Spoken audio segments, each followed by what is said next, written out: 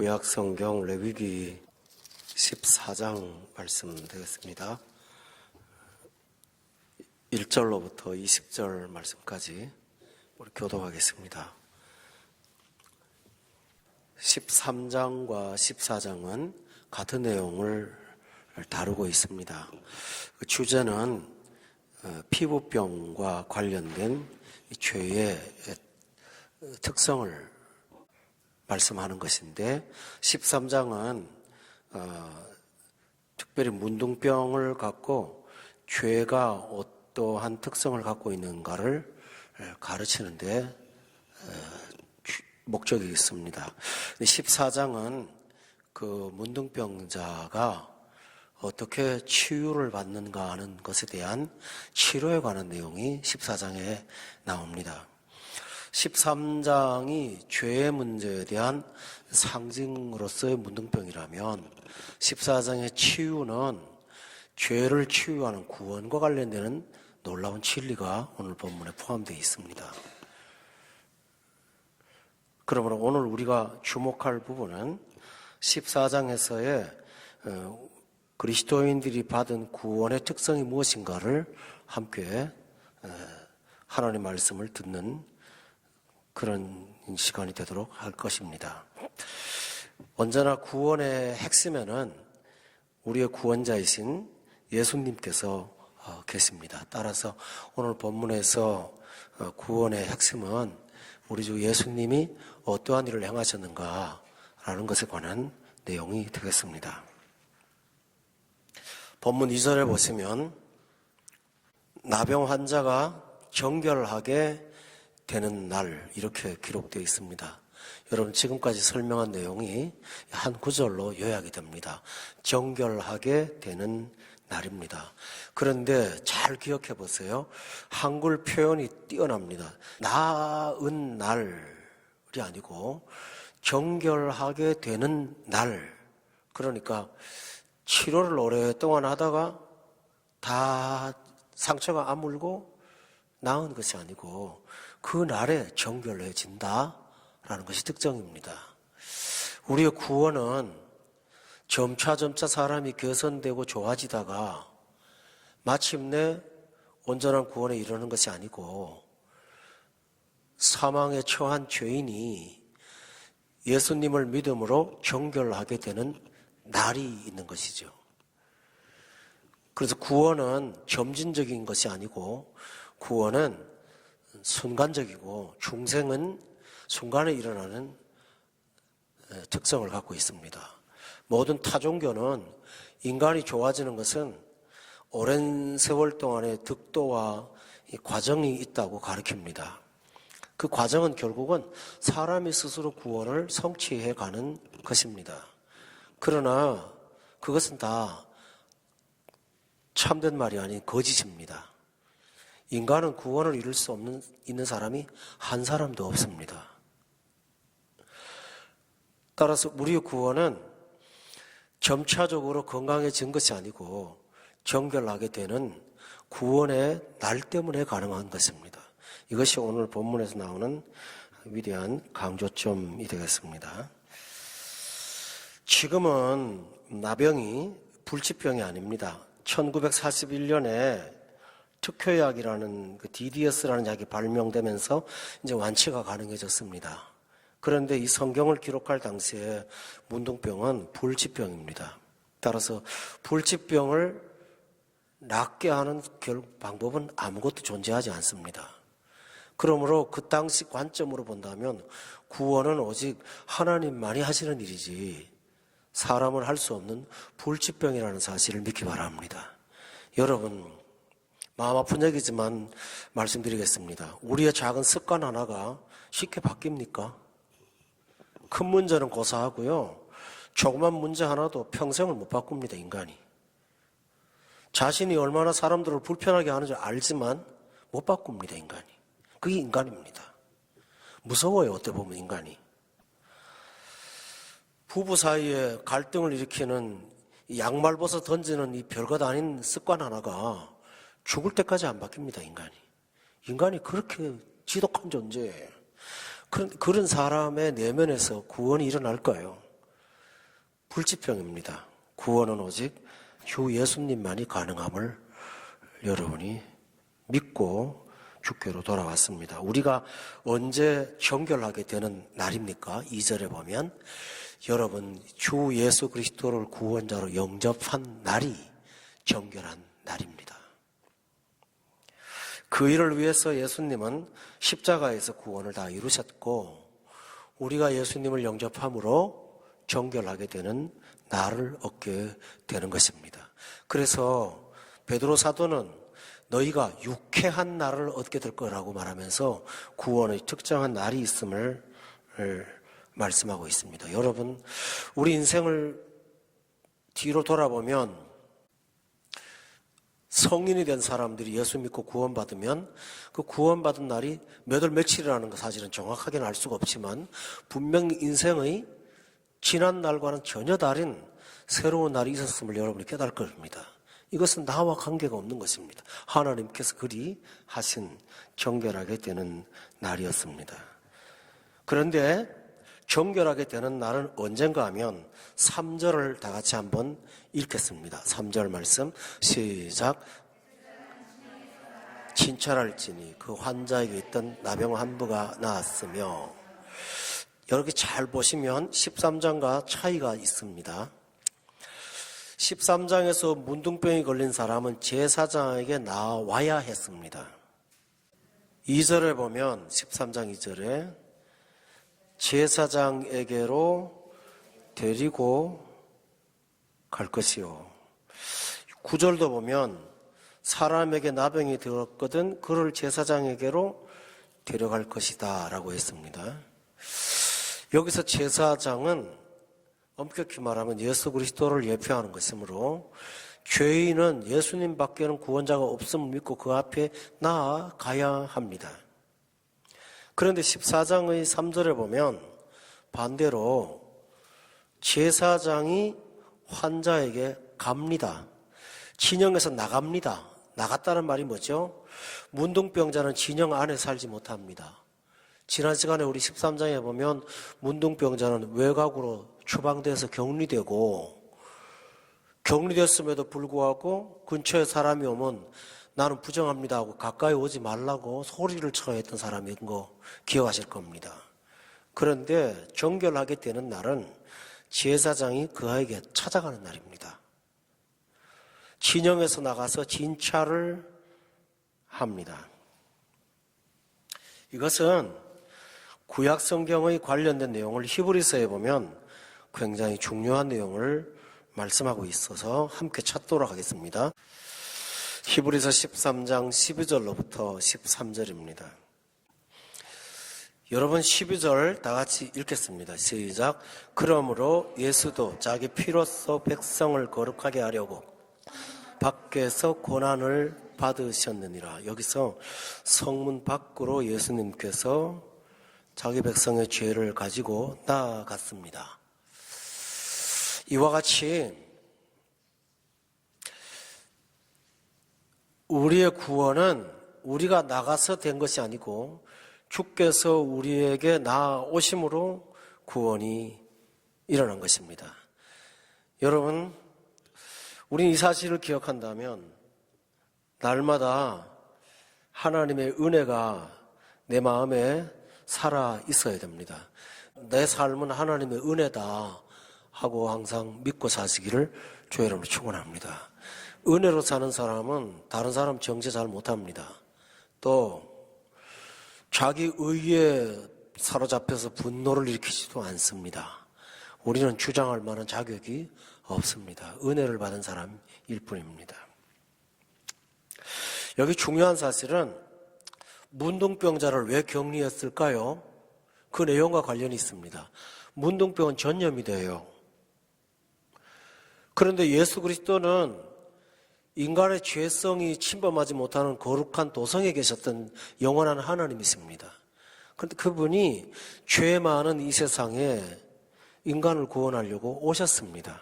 이것을 가리키는 것이 레위기 14장의 제사장이 나온다는 내용입니다. 여러분, 성경의 마태복음에 보면 예수님이 모친의 뱃속에 들었을 때 그때부터 육신의 몸을 입을 때부터 이 죄성이 다가왔습니다. 요셉은 파혼하려고 했고, 헤롯은 아기를 죽이려고 했고, 태어나자마자 애굽으로 도피해야 했고, 공생애가 끝난 다음에는 시작될 때는 사탄이 시험을 하고, 십자가에 달려 돌아가신 날까지 예수님은 죄와 무관하지 않았습니다. 죄를 짓지 않았지만 죄의 영향은 예수님을 떠나지 않았던 것을 기억하시죠? 이와 같이 예수님은 위험천만한 이 세상에 오셔서 우리에게 찾아오셨습니다. 이것이 구원이라는 사실을 항상 믿기를 바랍니다. 오늘날도 우리가 주님 앞에 나아가는 일은 많지가 않습니다.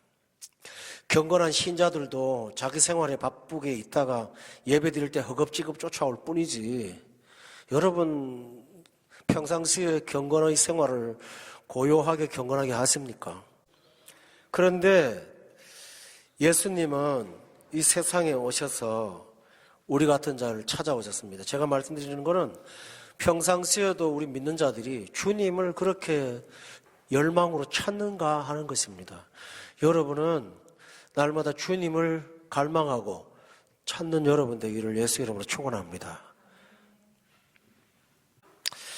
제사장이 나왔습니다. 돌아보겠습니다. 4절 말씀을 다 같이 읽어볼까요? 4절 시작. 정결함을 받을 자를 위하여 명령하여 살아있는 정결한 새 2마리와 백향목과 홍색실과 우슬초를 가져오게 합니다. 제사장이 문둥병 환자를 정결하게 하는 의식의 첫 번째 새를 갖고 옵니다. 근데 여기 잘 보세요. 새가 2마리입니다. 5절에 보면 새 1마리는 죽입니다. 그리고 6절에 보면 7절에 보세요. 살아있는 새는 들에다가 풀어놓아서 날아가게 합니다. 잡아 갖고 와서. 그러니까 1마리의 새는 죽여서 피를 꺼내가지고 6절에 보세요. 무리에서 잡은 새의 피를 찍어서 7절에 보니까 나병에서 정결함을 받을 자죠. 거기다가 뭐합니까? 7번 피를 뿌려요. 그리고 정하다 해요. 그리고 살아있는 새는 그냥 들에다가 날리네요. 왜 이 일을 하는가? 여러분, 구약 성경에 나오는 레위기의 일들은 십자가와 부활에 대한 상징입니다. 그걸 가리킨 거예요.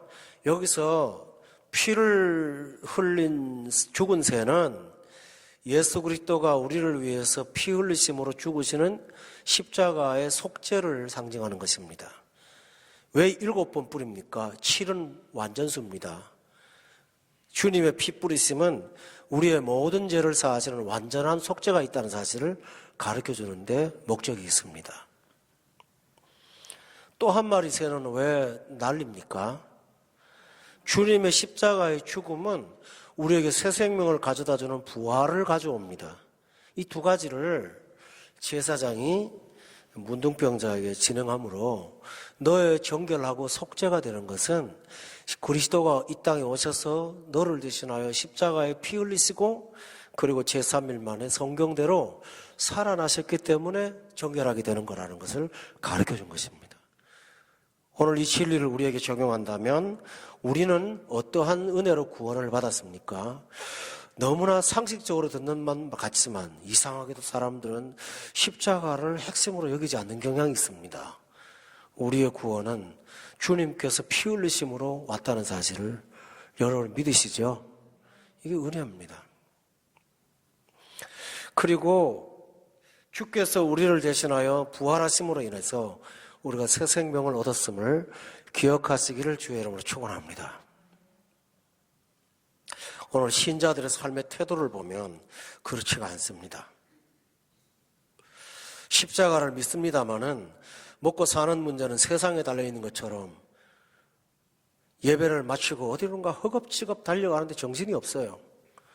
원래 주일은 그렇게 지내는 게 아닙니다. 아침부터 저녁까지 예배만 드리는 거 다른 일을 하는 게 아니에요. 사람을 만나는 것도 아니고 율법이 그런 것이 아니라 우리의 구원은 오직 주님께만 있습니다 하고 하는 것입니다. 아멘. 그래서 구약에 보면 안식일에 나무를 하러 가거나 일하러 가는 사람을 죽이는 경우도 있었습니다. 왠지 압니까? 그는 믿음이 없다고 봤습니다. 하나님이 우리의 구원자라는 사실을 신뢰하지 않으니까 밖에 나가서 먹고 사는 방편을 찾는데 예배 시간을 빼는 거예요. 거기 구원이 있다고 여러분이 고백하는 거예요. 진짜 구원이 하나님께 있다는 사람은 전심으로 주를 바라보며 주만 쳐다봅니다. 아멘이세요? 요즘에는 카톡이 생겨갖고 예배 시간에도 사람 눈치 안 보게 하느라고 정신이 없어요. 그래서 저는 어느 날 카톡으로 설교하면 더 잘 들 것 같다는 생각이 들어요. 내 앞에 놔두고 카톡하니까 어떤 청년하고 대화하는데 카톡을 정신없이 해요. 그래서 내가 저 방 가서 카톡으로 하면 진짜 대화가 되겠다 이런 생각이 내가 들 정도로 요즘의 사람들은 실체를 버리고 가상을 쫓아다니는 헛된 우상에 빠진 인간들이 오늘 세상의 사람들입니다. 여러분 그런 속물이 되지 않기를 주의 이름으로 축원합니다.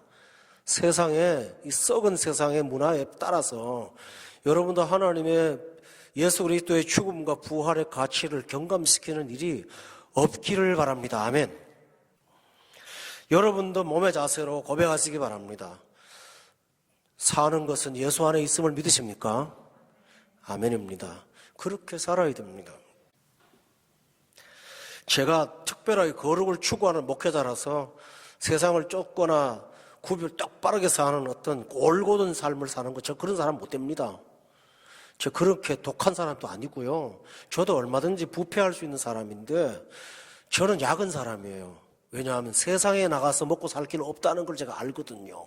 하나님이 나의 구원이고 나의 상급이라는 걸 제가 믿고 알고 체험했어요. 아멘. 네, 그래서 그렇지 내가 신념이 강해서 나는 주만 따르는 거룩 표방자야. 나 그거 아니에요. 저 그거 아니에요. 율법과 은혜는 다른 거예요. 이 길이 진짜라는 걸 내가 알기 때문에 헛되고 쓸데없는 길을 일부러 안 갑니다. 바로 이것처럼 문둥병자를 데려다 놓고 피를 찍고 새를 날릴 때 뭡니까? 너의 질병도 사라지고 너는 이 산새처럼 살아난다. 그러므로 넌 주 예수를 믿느냐? 그때 문둥병자의 고백은 장차 오실 구원자 예수님을 믿습니다 라는 고백으로 깨끗하게 될 줄로 믿습니다. 이것이 문둥병의 특징입니다. 그런데 작업을 더 진행합니다. 이걸로 끝나지 않습니다. 8절로부터 9절을 보세요. 8절 다 같이 읽어볼까요? 시작. 정결함을 받는 자는 그의 옷을 빨고 모든 털을 밀고 물로 몸을 씻을 것이라. 그리하면 정하리니 그 후에 진영에 들어올 것이나 자기 장막 밖에 이래를 머물 것이요. 9절에요. 일곱째 날에 그는 모든 털을 밀되 머리털과 수염과 눈썹을 다 밀고 그의 옷을 빨고 몸을 물에 씻을 것이라. 그리하면 정하리라 라고 했습니다. 교우 여러분, 예수님이 우리를 구원하셨으므로 십자가의 구원을 믿으면 구원받는 거 맞습니다. 그렇죠? 그러나 중요한 게 하나 있습니다. 모든 죄가 다 사해졌지 지금도 죄를 짓지 않습니까? 죄를 범죄하지 않습니까? 합니다. 용서는 받았지만 거듭거듭 용서가 필요합니다. 목욕은 했지만 손 씻어야 되고 목욕은 했지만 발 씻어야 됩니다. 아멘. 과거에 구원파라는 구원 이단이 있었습니다. 지금도 있죠. 그 구원파는 십자가를 잘못 적용시킵니다. 우리가 십자가의 은혜로 구원받았기 때문에 이제는 무슨 삶을 살든지 상관없다. 죄를 지어도 괜찮고 악을 행해도 미래의 죄까지 용서했기 때문에 문제가 없다. 잘 들어보면 이론 교리적으로 틀린 말 아닙니다. 그러나 여러분 잊지 마세요. 우리는 구원받은 이후에 완성된 것이 아니라 성화의 과정 속에 들어가야 됩니다. 우리는 영화되어야 됩니다. 중생했습니다. 이거 기독교 핵심 진리예요. 성화되어야 됩니다. 성화됩니까? 영화되어야 됩니다. 마침내 주와 같아져야 됩니다. 우리는 구원을 받았지만 구원을 향하여 가는 사람들입니다. 천국을 보장받았지만 천국에 들어가서 살 만한 수준이 아직 되지 못했습니다. 기억하십니까? 아무리 천국이 행복한 곳이라도 술에 쩔어서 술 맛에 사는 사람이 술을 못 끊으면 술이 없는 천국은 그 사람한테는 천국이 아닐 것입니다. 따라서 천국이 천국 되려면 그 수준에 맞는 사람이 되어야만 되는 것입니다. 여러분, 신앙생활 한 10년 남짓 조금 못되게 하신 분들의 여러분의 겸손하실 필요가 있습니다. 여러분 속에는 그 성화되지 못한 세상의 관습과 가치관들이 깊이 뿌리내리고 있다는 걸 믿으세요, 여러분들이요. 있어요, 우리 속에. 오늘 다 된 거 아니에요. 날마다 달라져야 합니다. 아멘. 저 설교요, 했던 설교는 반복한 적 진짜 단 한 번도 한 적 없어요, 저요. 같은 본문으로 정말 손가락을 셀 수 없을 만큼 설교해도 저는 같은 내용의 지난날의 원고를 끄잡아내갖고 그걸 앵무새처럼 반복한 적은 한 번도 없습니다. 왠지 압니까? 어제의 은혜는 어제에 충만한 것이고 오늘은 오늘의 은혜가 필요합니다. 오늘 주시는 새로운 음성을 들어야 됩니다. 그것처럼 어제 받은 은혜 갖고 계속 살 수가 없습니다. 그러니까 정결함을 받는 사람은 할 일이 있습니다. 그의 피를 찍어서 뿌렸습니다. 그렇지만 그는 외형적인 옷을 뭐 해야 되나요? 빨아요. 털을 밀어야 돼요. 물로 몸을 씻어야 돼요. 왜 그럴까요? 여러분 보세요. 옷을 빠는 것과 영혼을 빠는 것은 차이가 있죠. 그런데 우리는 영혼을 십자가의 은혜로 깨끗하게 세탁을 했습니다. 그렇지만 우리가 입은 겉모습의 외형의 육체의 유격들은 여전히 지저분해지고 있습니다. 날마다 십자가의 은혜를 의지해서 거룩해지는 회개와 참회의 삶이 지속될 수가 있어야 됩니다. 아멘. 이것이 우리의 문둥병자에 가르쳐주는 것입니다. 너 깨끗해졌지? 그러나 그렇게 살아야 돼 라고 한 것입니다. 두 번째입니다. 어떻게 하냐 하면 14절에 보세요. 제사장은 그 속건제물의 피를 취하여, 여러분이 아마 기억할걸요. 아론의 제사장과 아들들이 위임식을 할 때 속건제물의 피를 갖고 14절에 오른쪽 귓불이 엄지손가락, 엄지발가락에 바른 거 기억하세요?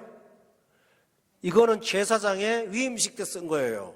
그런데 이 똑같은 절차를 문둥병자한테 적용하고 있습니다. 이미 피는 뿌려졌습니다. 그런데 찍어서 발라야 합니다. 십자가의 은혜는 과거의 구원을 확보하는 보증물로서 끝나는 게 아닙니다. 오늘 우리 삶의 십자가는 적용되어야 합니다. 귀에도 발라서 듣는 것을 조심해야 됩니다. 엄지발가락, 손가락을 발라서 뭡니까? 내 힘을 하나님의 은혜에 의지해야 합니다. 여러분 손가락 있잖아요. 4개, 5개가 있지만 이거 엄지손가락이나 엄지발가락 없으면 지탱하기 어렵습니다. 가장 핵심되는데 피를 발라서 너는 오직 십자가의 은혜로 산다는 것을 항상 잊지 말아라고 주께서 말씀하셨습니다. 언제 그 일을 합니까? 10절에 보세요. 언제 그 일을 하냐면 8째 날에 합니다. 아까 보면 9절에 보니까 7째 날에는 다 해서 정해집니다. 9절에 보니까 정해집니다. 그런데 10절에 보면 정해진 다음에 8째 날이 다가옵니다. 성경에 보면 어린 남자아이를 낳으면 8일 만에 할례를 합니다. 기억하시죠? 그것은 7일이라는 한 주간이 지나고 새로운 인생이 시작되었다는 것입니다. 거듭난 자는 피를 발라야 되고 피를 찍어야 되고 피를 뿌려야 됩니다. 저와 여러분은 날마다 믿음의 생활을 몸 전체에 적용하며 사시기를 바랍니다. 피를 바르십시오. 피를 찍으십시오. 그래서 주님의 십자가를 온몸에 쥐고 사는 저와 여러분 되기를 주의 이름으로 축원합니다. 여기서 피를 왜 귀에만 찍지 않고 엄지발가락, 손가락 다 찍을까요? 여러분 한번 여기 보세요. 귓불이, 엄지손가락, 발가락, 머리에 이게 뭐죠? 온 전신을 다 뭡니까? 십자가의 은혜로 젖어 살아라고 하는 교훈입니다. 너의 생각이 십자가 중심, 은혜 중심. 너의 손으로 하는 행동이 은혜 중심. 발로 하는 것도 은혜 중심. 믿습니까, 여러분들이요? 이것입니다. 이거 해야 됩니다. 그리고 날마다 그 사실을 우리가 적용해야 합니다. 이것을 문둥병자에게 했습니다. 그래서 이 문둥병자가 제8일에 어떤 일을 했냐면, 제사가 5가지가 있죠. 레위기에, 그죠?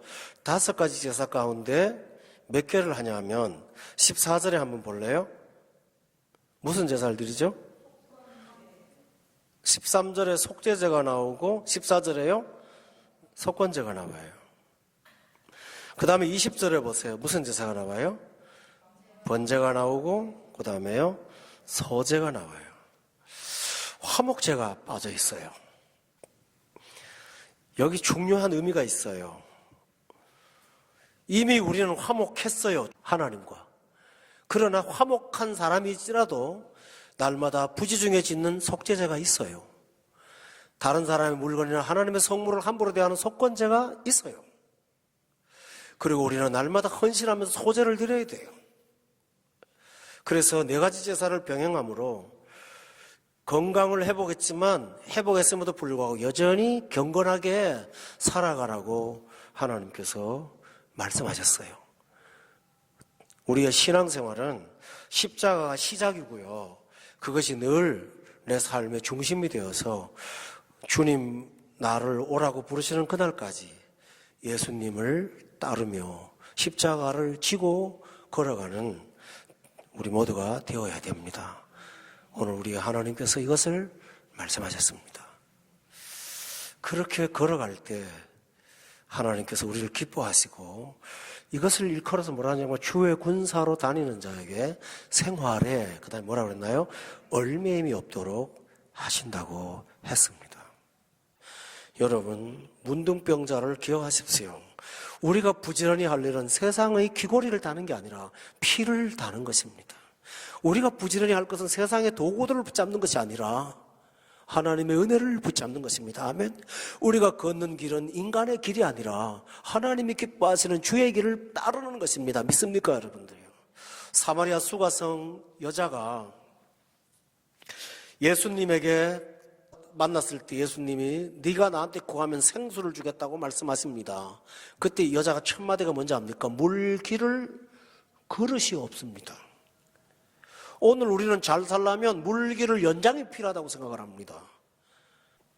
생수는 연장 갖고 푸는 게 아닙니다. 하나님 안에 있습니다. 아멘. 주님께서 뭐라 합니까? 물기를 없어도 갖다 품은 되라고 하지 않고, 네가 나를 믿으면 너 속에서 영생하도록 솟아난다고. 너 어디 갈 거 없어. 어디를 가든지 네 속에 샘물이 있어. 아멘. 그랬다고요. 네가 좋은 조건 찾아가면 거기 샘이 터지는 것이 아니라 너의 속에서 영생하도록 솟아나는 샘물이라는 이 위대한 진리를 여러분 믿으십니까? 이거 놀라운 진리예요. 신자들은 바깥에서 뭔가를 찾을 필요가 없어요. 주께서 우리 안에 구원을 받은 자에게 내 속에서 솟아나는, 영생토록 솟아나는 샘물을 주십니다. 그 은혜로 사는 것입니다. 그 믿음으로 사는 것입니다. 문둥병자를 깨끗하게 하고 정결하게 한 다음에 집에 돌려보낼 때 삶의 회복을 십자가로 보여주신 주님의 은혜를 찬양합니다. 여러분, 날마다 이 은혜 여러분의 삶의 습관처럼 적용하시고 주만 따라가는 십자가의 군병이 되시기를 예수님의 이름으로 축원합니다. 기도하겠습니다.